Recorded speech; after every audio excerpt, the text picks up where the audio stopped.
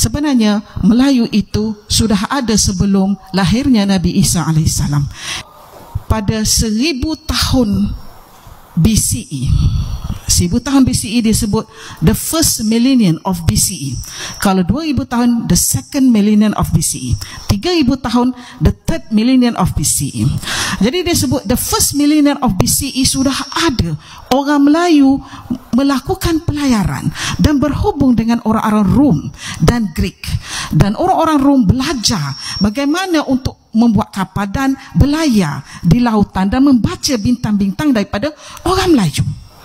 Itu daripada Western scholars. Dan kenyataan-kenyataan begini banyak disebut di dalam penulisan-penulisan Western scholars ataupun orang bukan daripada Asia Tenggara. Tetapi malang, bila di dalam negeri kita sendiri tidak disebut begitu.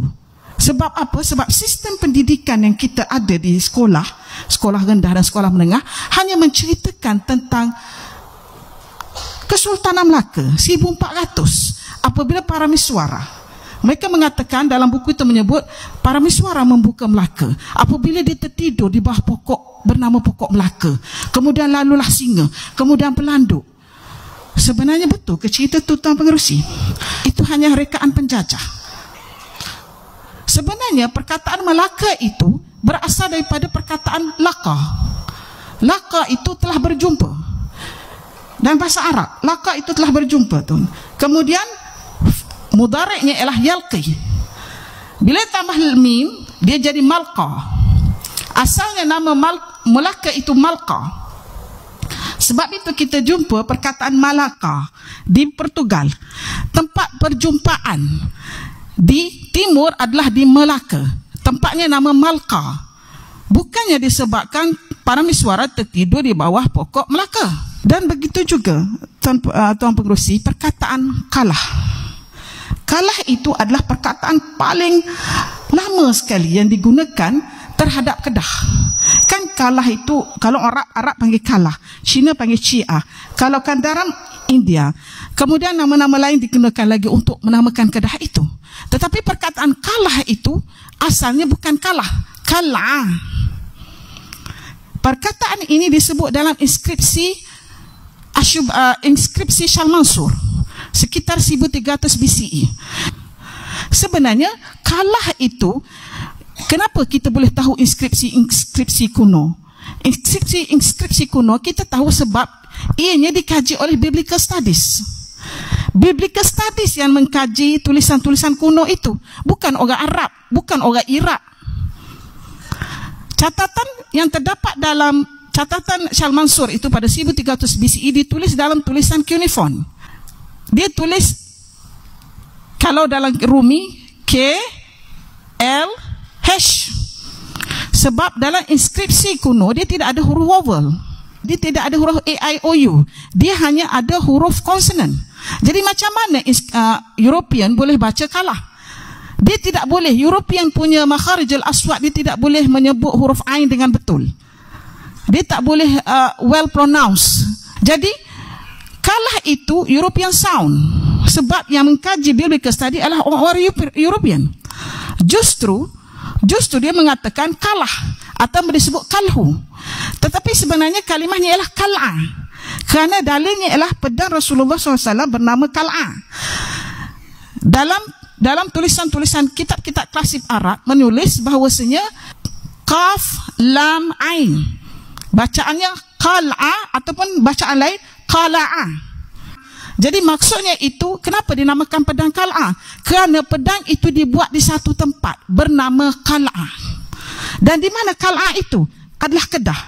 Macam mana saya yakin ia adalah Kedah? Kerana kita dapat beberapa bukti, antaranya daripada Ma'ajimul Buldan oleh Yaqut Al-Hamawi dan beberapa lagi sources yang lain. Dalam bahasa Arab dia menyebut bahawasanya ada seorang traveler, dia daripada China untuk ke Baghdad. Dia selalu pergi balik.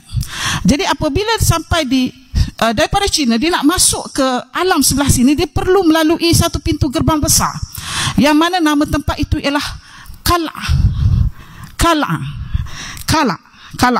Jadi dia kata ketika aku sampai di situ, banyak relau-relau, penuh dengan relau dan orang melebur besi di situ. Itu yang disebut.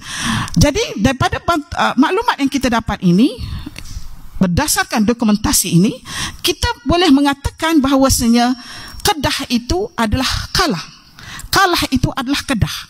Dan bagaimana pula dengan nama-nama yang terdapat nama Kalah terdapat di India, di Yaman, di Syria, di Mesopotamia. Saya membuat satu kesimpulan bahawasanya nama-nama itu diambil daripada nama Kalah di Kedah. Kerana kalau saya hasil dari perbincangan saya dengan Prof. Mokhtar, perkataan relau tidak ada di Yaman. Relau tidak ada di Yaman, Tun. Jadi bagaimana boleh ada besi Yaman? Mereka ambil besi daripada Kalah. Kerana besi daripada Kalah, apabila mereka bawa ke Yaman dan mereka tempa di Yaman, jadi Saiful Yaman, harganya mahal. Sebab itu Al-Kindi menyebut besi terbaik di dunia ada 3 disebut. Dia kata pedang terbaik di dunia ada 3. Saiful Yaman, pedang Yaman. Yang kedua Saiful Kalah. Dan ketiga Saiful Hind. Bila tahun 900 AD datang Al-Biruni, tadi yang Al-Kindi 800. Al-Biruni mengatakan bahawasanya semua besi terbaik di dunia datang daripada Kalah.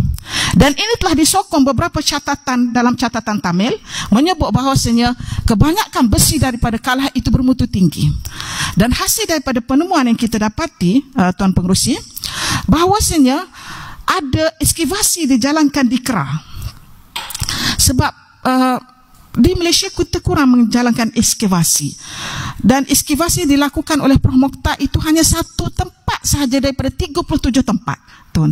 Maksudnya ada 36 lagi tempat yang tidak diekskavasi. Prof. Mokhtar hanya lakukan dalam bentuk scanning dan didapati ada 1000 batu persegi lagi relau di kawasan Kedah sehingga ke Petaning. Dan kita maklum kawasan Kedah dan Langkawi itu antara hutan ataupun tanah yang paling tua di dunia, sekitar 557 juta tahun. Jadi apa yang menarik di sini, bila kita di Kedah itu dilakukan ekskavasi, dia menjumpai beberapa barang, antaranya Cak Moho. Kita dapati Cak Moho itu, tapi artikel itu sebab orang putih yang tulis, jadi dia menulis, dia mengatakan, oh ini adalah tulisan Pallava. Saya seorang linguis, saya melihat tulisan itu, saya kata ini bukan tulisan Pallava, ini tulisan Rudiman. Tulisan Rudiman, Tuan Pengerusi, adalah tulisan the development of the Armenian symbol.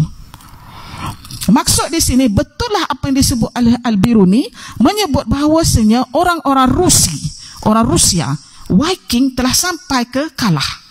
Sebab mereka nak besi Kalah tu disebut nama sebagai Syarbukan.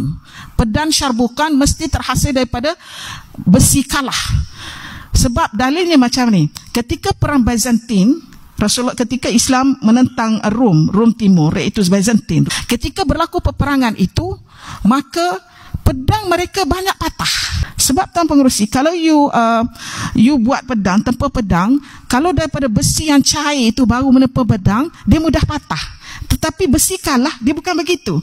Besi Kalah terhasil daripada ketulang-ketulang besi yang jatuh dan meteor di Gunung Jerat itu, diambil besi itu, kemudian ditempa, bukannya dicairkan. Maksudnya, besi pedang itu tidak patah. Jadi apabila tentera Byzantine mengetahui bahawasanya kenapa pedang mereka patah, itu menyebabkan salah satu sebab kenapa orang Islam menang. Jadi mereka berusaha mencari di mana kenapa pedang orang Islam tak patah. Itulah terbongkarnya bahawasanya pedang Rasulullah itu pedang Kalah, iaitu daripada Kalah, di mana Rasulullah dapat daripada harta rampasan perang daripada Bani Qainuqa. Bani Qainuqa ini Yahudi yang ada di Madinah. Macam mana orang Yahudi boleh dapat daripada pedang itu? Saya berpendapat ketika 1300 BCE itu ialah ketika Alam Shah Mansur. Ketika Nebuchadnezzar itu sekitar 800 BCE. Jadi dia ada, ketika itu mereka menawan orang Yahudi dan orang Bani Israel bawa ke Babylon sebagai hamba. Jadi kemungkinan besar mereka mendapat warisan daripada datuk mereka. Maksudnya di sini Kalah ataupun besi yang dileburkan, yang terdapat di Sungai Batu di Kedah itu sudah lama.